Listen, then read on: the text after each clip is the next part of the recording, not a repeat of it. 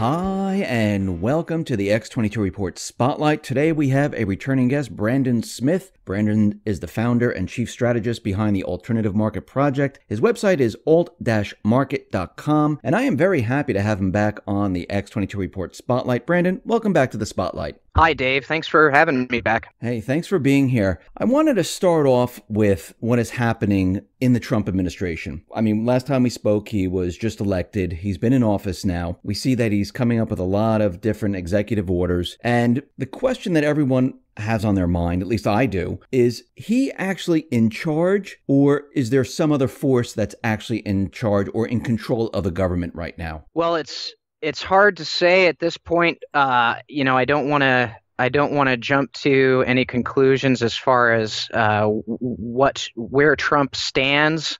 From what I've seen so far, he's completely surrounded by J.P. Morgan, Goldman Sachs, and neocons, and my feeling is that he's being influenced, or that he's aware. He's either being, basically my position is that either he's, in the best case scenario, he's surrounded by enemies. In the worst case scenario, he's surrounded by friends. So, the jury's still out on that for me. I think at the very least he's being influenced or manipulated by these elites that he's surrounded by. Do you think these elites, do you think they're trying to remove him? You think that's their end game here? I've seen, a lot of people are looking at that possibility. I personally see Trump, and this is the reason why I originally predicted that he would win the election. I see Trump as more useful to the globalists in office than out of office. And the reason I believe that is because right now I believe we're on the verge of a new economic shift. We've been sort of in a slow process of collapse since the 2008 debt bubble burst. And in that process, we've hit several different phases, and I think we're about to enter a new phase in which equities are going to start to reverse. I predicted at the beginning of the year that equities would reverse within about 6 months into Trump's presidency. And right now you can see, we'll see how things progress, but right now we're looking at bank stocks are in reversal, and oil's beginning to go into reversal. So I think, 6 months, or maybe give or take a couple months, we will be in the markets will be in reversal. Also, you have a lot of instability in bond markets. There's a lot of things going on around the world geopolitically that could be flashpoints for a new phase in the collapse. And the elites need a scapegoat for these events. They need a scapegoat that they can distract the public with so that they don't take the blame when the dust settles.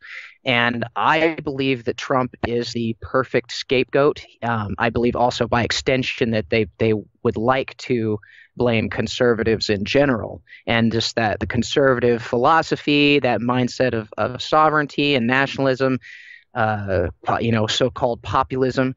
I think the goal is to set us up as a scapegoat and blame us for a collapse scenario, which they've been engineering for years. Okay, when you say the equity market's going to come down, by how much do you think it's going to come down? You think there's going to be a correction like 10%, 20%? I mean, how far down do you think it's going to go? I think by summertime, an initial correction of at least 10%, and then we're not going to see a bounce back.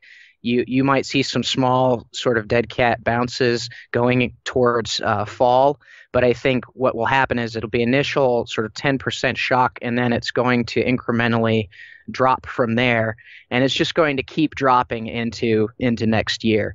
And it's that the old frog in the boiling pot scenario where people will, maybe that initial shock will sort of wake people up, but then the crash will move into sort of a slower phase, and people will get used to the idea of that.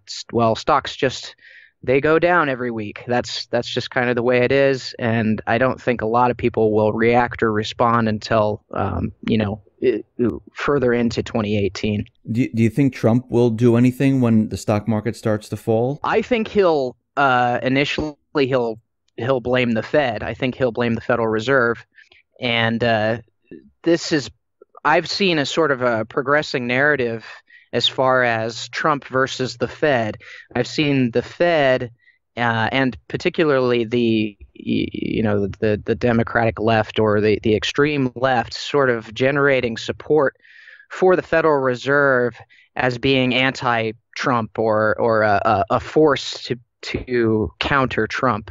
And Trump has been, I guess, building a narrative of being, iron-fisted as far as dealing with the Fed. We haven't seen much of that yet, but his rhetoric is going in that direction.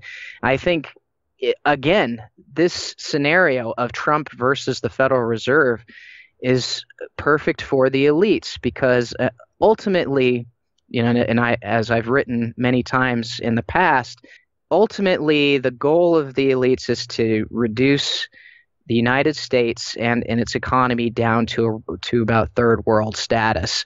And in order to do that, they're going to have to remove the dollar's world reserve status. Without world reserve status, the U.S. economy is dead in the water. It's the only thing keeping us afloat. So in order to kill the dollar's world reserve status, they can't just do it outright. Again, they need a scapegoat. So if you have in the United States, you have the President of the United States in this epic struggle with the central bank, and the dollar loses world reserve status because countries around the world lose faith in the dollar, then you can simply blame Trump. You can blame nationalism or he's a maniac. He's a populist maniac.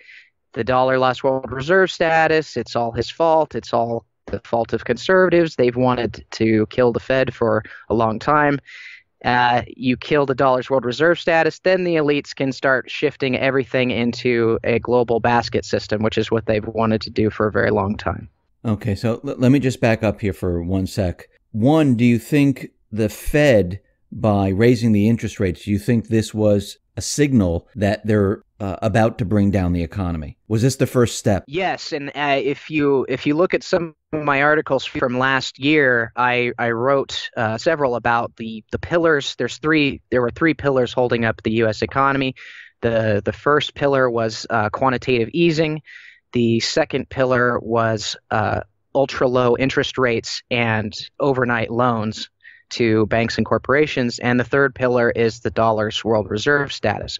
We've lost QE, and we're losing the low interest rates right now, and then the final stage would be the loss of world reserve status. And at that point, the U.S. economy will collapse. And I've been predicting that the Fed would raise rates way back when everyone said that there was no way they would raise rates, that they would go into negative rates, or they would go into QE4, which they may do, but that would be after, I think that would be after an equities crash or after a major crisis, that they may move into, quantitative easing or something like that, a QE4.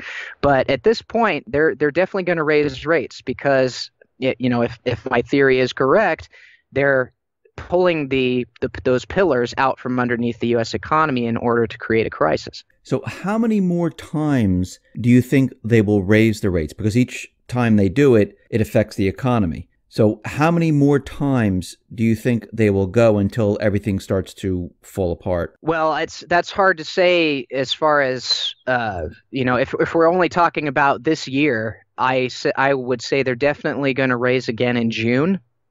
I believe they probably raise at least two more times this year, if not three. I also believe at some point that they will hike rates and that it will be much higher than people predict or expect. So instead of 0.25 basis points, it'll be 0.5 basis points. I think at some point they are going to hit the markets with a surprise rate hike, something that's bigger than what people expected. Okay, and how does the debt ceiling play into this right now? I mean, we passed the date where the debt ceiling is supposed to come into effect. It's now frozen at 20 trillion. And according to David Stockman, the U.S. government's going to be running out of money. So how does this play into it? Are they going to raise the debt ceiling? Are they going to not raise the debt ceiling? Where do you think they're going to go with this? This is it's an odd situation with the debt ceiling debate, because we've seen so many instances where we thought that maybe they would try to initiate a crisis through government shutdown, and in every case the Republicans they put up a good facade, but then they rolled over as soon as the vote came around and they extended the debt ceiling. Now, this situation is maybe a little different because we do have Trump in office. We do have a very sort of militant Democratic Party at this point. And we have some Republicans who are, at least in rhetoric or in appearance, they're very anti-Trump. So it's hard to say. I know that Chuck Schumer recently released a statement saying that if Trump continues to pursue the defunding of Planned Parenthood, the building of the southern border wall, the reversal of Obamacare, if he continues to do that, then the Democrats and some others will push for a government shutdown. That's, it is a possibility. I see it as a major flashpoint. But again, we've seen this so many times where there's a huge fight over the debt ceiling that turned out to be theater. So we'll see. I'm watching it very closely. I recommend everyone else watch it very closely. Now, I just want to circle back to where you said that the pillars of the United States and what the Fed controls, or the elite control. And you said that we're going to be losing the reserve status. And you're saying that we'll be moving to a different currency. When the United States loses the reserve status, first, is there going to be another country that's going to be reserve status? Is it going to be some other maybe global reserve status? And two, what new currency are we going to have here in the United States? Okay, well, this is confusing to a lot of people. The idea of the world reserve status being lost and the elites shifting into basically what they would call a basket currency system. So basically what that means, and this is not, I'm not just pulling this out of thin air. If you go back, the elites have been talking about this for over 30 years in different publications, including, publications like The Economist. They've discussed openly the strategy of removing any one national currency as the world reserve and combining multiple currencies into a basket system under the IMF. And the IMF has a basket system, and they have for about 30 years, and it's called the special drawing rights, or the SDR. So basically what the goal is, or what their strategy is to reduce the dollar's influence in global markets, remove its world reserve status, and then replace the dollar system with the SDR system. And the SDR would just be a basket of multiple currencies. Now, ultimately, the SDR, what it really is a stepping stone to a single global currency system. But the elites are smart. They're not going to try to force a single global currency down our throats right off the bat. What they'll do is they'll have the IMF take over basically monetary management. The IMF will take over all the pegging and values of different currencies. Every major currency already has a designated value in SDRs. For example, the US dollar is worth 0.64 SDRs. So if you had a shift right now, today, into an SDR system, the dollar would be worth 0.64 percent of what it's worth now on the global market. So we'll still have our dollars, our green dollar bills with the presidents on them. We'll still have that for a time. Over several years, I believe they'll ultimately do what they call harmonizing the value of every currency, mostly downwards. So most currencies will lose quite a bit of value. A lot of economies will shift down into close to third world status, and then the elites will come out at that point and say, well, all of these currencies are pegged at the same value now anyway, so we might as well just move into a single global currency system. And at that point, then they'll introduce that single currency. Okay, so we're going to keep what we have right now, but the value of the dollar is going to decrease, which means it's going to cost a lot more to purchase items. So we're going to see inflation. That's what you're saying. Absolutely, yes. Okay, so when we see inflation and the dollar loses value, this is what you're talking about, a third world status? That's how we're going to move into a third world status? That would be one of the primary triggers for that, yes. What are the other triggers? Well, another trigger may be right now we have building tensions with countries like Saudi Arabia, and the potential loss of petro status in the dollar. That would be another situation in which the dollar would lose quite a bit of value. If Saudi Arabia shifted away from the dollar into a basket of currencies, then most OPEC nations would follow their lead, and the dollar would lose petro status. You also have considerable debt issues within the United States. There's a multitude of that's the problem. Is it's not any one issue or any one danger that's going to potentially bring the United States down to third world status. There's a swarm of issues, a swarm of them, and being able to identify and prepare or dodge all of those is going to be extremely difficult. There's just so many to track, and that's kind of where we are right now. We're in a sort of a world of inflated bubbles and trigger points, and I think most of that is by design, and when it does happen, I think a lot of people their heads will be spinning because they won't be able to figure out where the source is. What is the cause? What is the root of all this? What about gold and silver? I mean, as we go through this economic shift and we see inflation, is it still a good idea to own gold and silver, or maybe even Bitcoin? I'm not a huge fan of Bitcoin just because it's basically it's internet reliant. It's an internet reliant currency system, and there are no guarantees that the internet as we know it now will continue to function the way it does. I mean, we may still have internet, but you can always have restricted access. There's all kinds of ways that governments can reduce access or reduce they can cut off access to various sites. The internet itself could be shut down. It's happened in countries before. Governments have shut down the internet depending on whatever national emergency is going on. So I don't really promote Bitcoin. I just don't see it as I'd rather have my money in my hands than have it on reliant on the internet. But as far as gold and silver go, I still see them as definitely an excellent way to protect savings. I recommend most people they continue to prep and prepare for any kind of crisis event.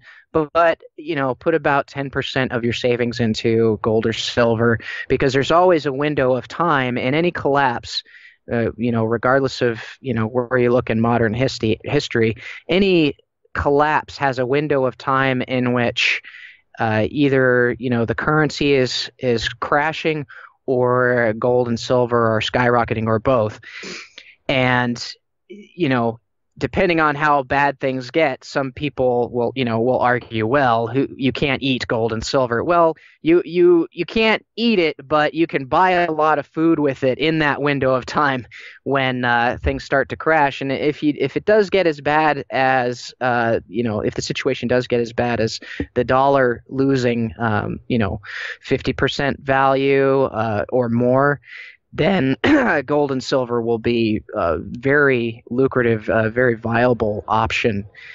Something that you can pay off certain you could pay off debts, you can buy food, you can continue to function into that crisis stage. And collapses don't happen overnight. They take a lot of time to progress. And there's always a window of time where precious metals are worthwhile. I mean, you said they take a lot of time, these collapses or the economic shift. How long do you think this one is going to go for? I mean, do you have the stages of what you think is going to happen? Well, it's everything that's. I mean, I've been writing for the movement for almost 10 years, and I every stage. It's very strange point in time for me, because every stage that I've been predicting, almost every stage has now happened. Basically, the only thing left that I can predict with any certainty is a stock bubble reversal, a stock market collapse, and I believe that reversal will begin 6 months, basically 6 months after Trump's election, or around June or July. I believe that will be in the middle of that reversal. As far as what happens next, I'm really, for the first time in a while, I'm sort of in the dark, along with a lot of other people. I don't really know how many of these triggers will be initiated this year. How quickly the damage will play out, it's hard for me to say. All I can say is, at this point, I'm about 90% certain that there will be an equities reversal by June or July. Do you also think that the globalists, because we can see what's happening with North Korea, with Iran, out in the Middle East, with Syria, do you think the globalists, they're still pushing for war? Do they want war? Is that another part of their goal? I think they're definitely interested in maintaining at the very least, regional wars, constant regional warfare. I don't believe that their goal is a World War III scenario, or a nuclear apocalypse or anything like that. I think that they've invested way too much into the control grid infrastructure in all around the world, to sacrifice it in some kind of nuclear melee. That doesn't make sense to me. But I do think that constant regional wars, I think that North Korea is definitely a viable option for them. Some kind of regional warfare in North Korea, higher tensions with China in the South China Sea, that sort of thing. I think they're always going to keep some kind of regional warfare going, and that just keeps everyone. That keeps the populace tense. It keeps them afraid. It makes them more malleable, psychologically malleable, basically. So do you think that they're planning to go into North Korea? Do you think that's one of their goals? Well, the rhetoric definitely seems to be heading in that direction. They're talking about, leaving preemptive strikes on the table for North Korea. And I realize we've heard some of that rhetoric before, but I don't know. It feels different this time. I do think North Korea is on the table.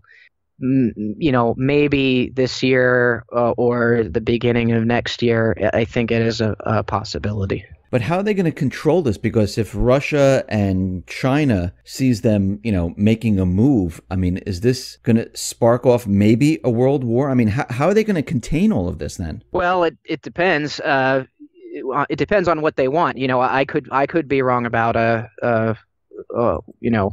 them pursuing a world war, but I think that first of all, China, if your readers want to, or your listeners want to take a look at some of my articles on the false East-West paradigm, I outline a lot of evidence that shows that the Chinese government and even Russian Putin have pretty strong ties to global banks, and Putin has.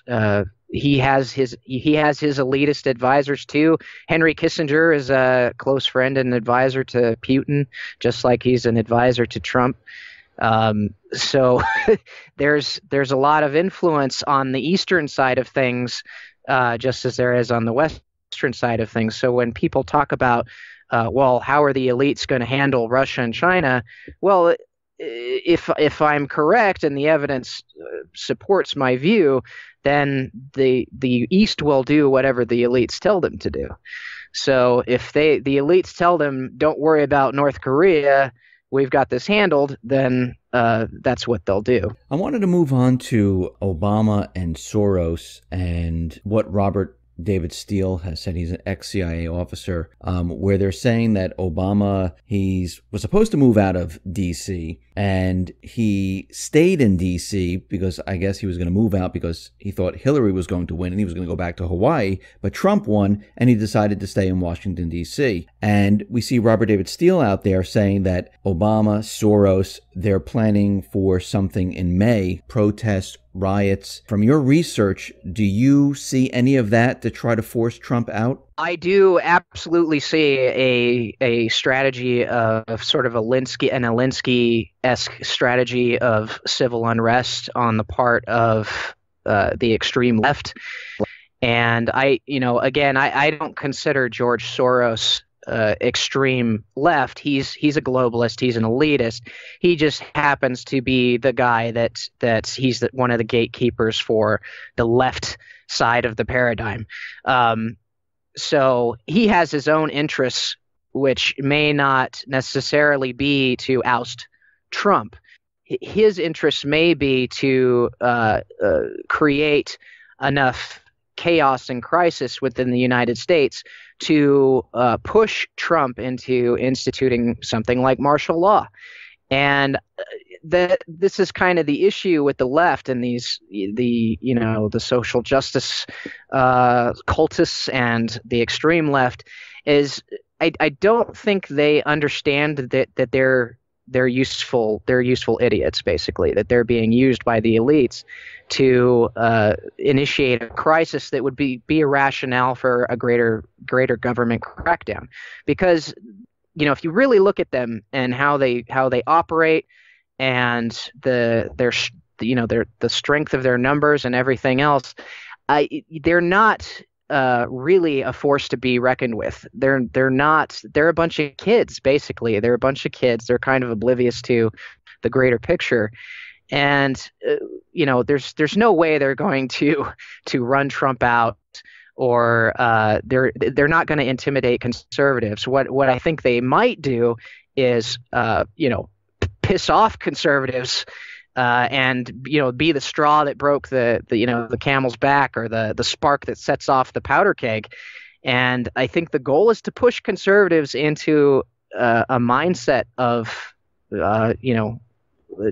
basically totalitarianism, push us into rationalizing a major crackdown on these people. And if we do that, and that's really the greatest danger that I see, if conservatives lose sight of their principles and they lose sight of the Constitution in the name of defeating the left, then ultimately, in the long run, we've lost.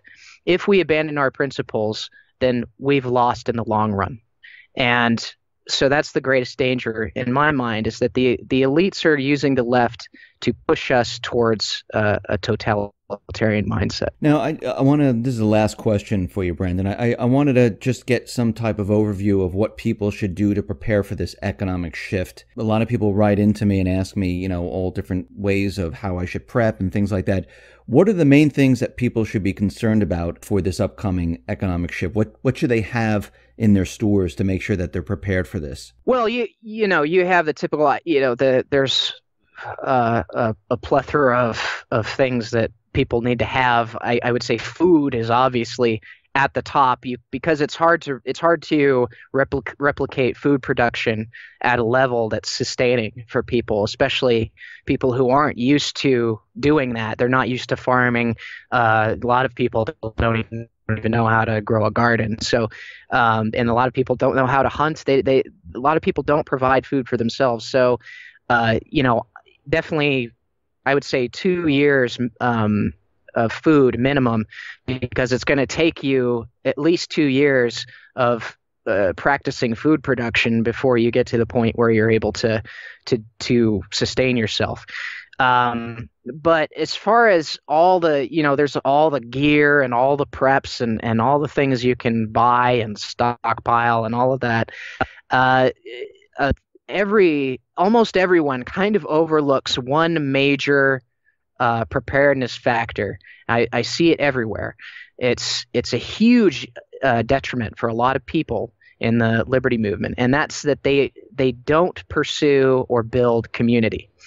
They want to be secret squirrel ninja preppers. They want to, they want to be the guy with all the stuff in their basement. Nobody knows about it, and none of their neighbors know, because, hey, when the collapse happens, your neighbors are going to be the enemy. So, you don't want them to know you got food. They're going to come and take everything from you. And, they're stockpiling, they got 30, 40 guns.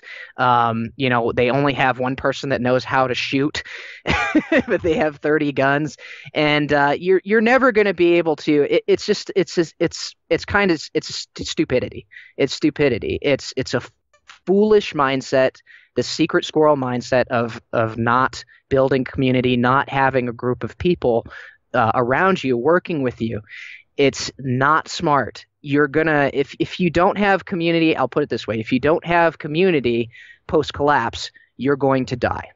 Period. You're going to die. You need to have a group of people around you. You need to have as large a community of people you feel are trustworthy as possible. And you have to start that now. It can't be post-collapse when everyone's in a panic. You need to start building that now. You need to start vetting people now, figure out who's on board, who's reliable, who's a flake.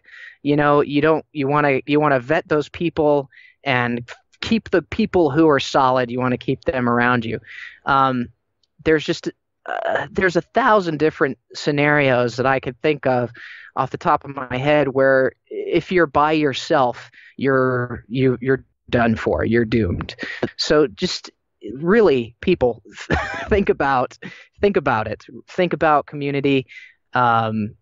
If you don't have people you can rely on, if you don't have skilled people with skills, production skills, food producing, animal heraldry, if you don't have people who know self-defense, you got to have a large, bubble or barrier of people around you in order to survive a situation where rule of law disappears. If things get that bad, you have to have community. Otherwise, you're done. Brandon, thank you very much for being on the X22 Report Spotlight. Once again, how can people see your work? They can visit my website at alt-market.com. That's alt-market.com. Brandon, once again, thank you very much for being on the Spotlight. Thanks for having me, Dave.